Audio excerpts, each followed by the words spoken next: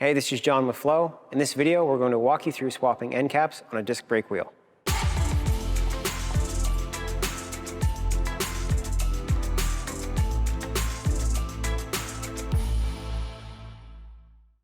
With multiple attachment styles for disc brake wheels, you may from time to time want to swap the end caps. You may want to go from a quick release to a through axle design. On these wheels we have right here, we currently have on quick release style end caps that we're going to swap to through axle style end caps. Now, on our disc brake wheels, they're a bit different than the rim brake. The rim brake ones have thread-on end caps. These ones have a variation. So the front wheels both pull off.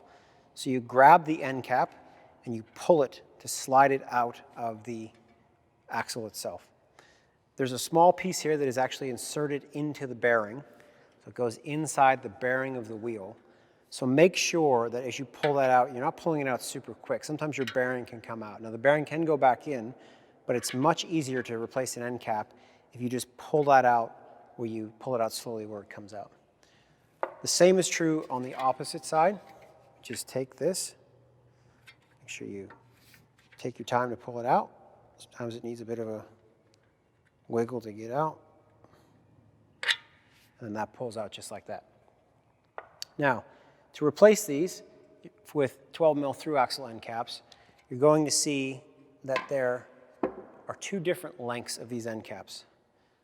The first one has a taller side, and the second one is shorter.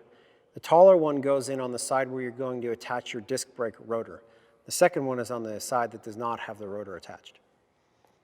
So look here on the hub itself, and you can see this is where the rotor would be attached. We take that end cap, you make sure that you want to put the skinny side in, that's the side that goes inside the bearing. You take that and you can grab some of the spokes with your fingers and then grab the palm of your hand and push that in until you hear a pop. That means that it's secured in place. On the second side, we have the same thing.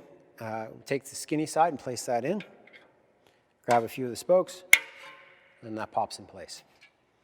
The rear wheel is a little bit different. One of the sides is threaded on, and the other side is a pull-on, pull-off situation. So on the side that is the drive side, where your cassette goes, this side is actually threaded, so we're going to have to screw that off.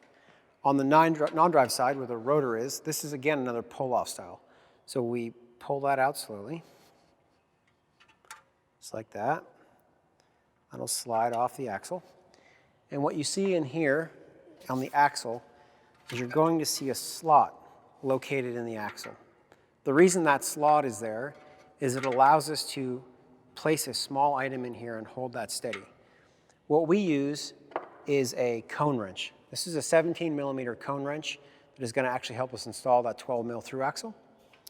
And in order to get the quick release version off, there is a hex fitting on the inside here, and we use a 5mm hex key to place that on the inside. So in order to turn that, we take our cone wrench, and you take it and you place it inside the groove of that axle.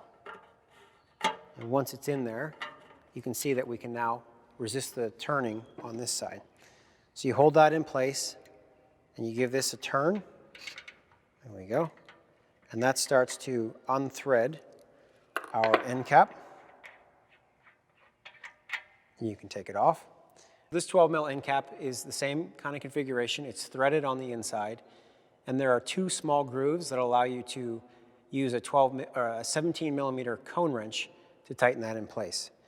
Place this over the axle, and you can thread that in place.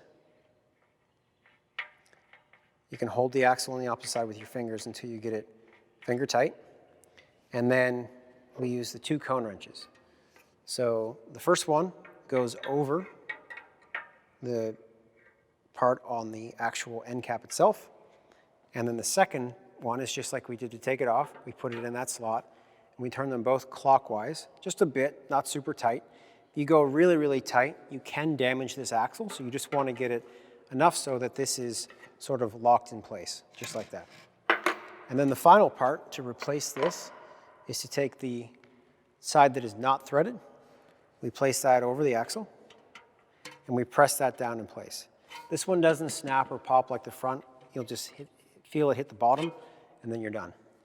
And that's how to swap the end caps on a set of our disc brake wheels.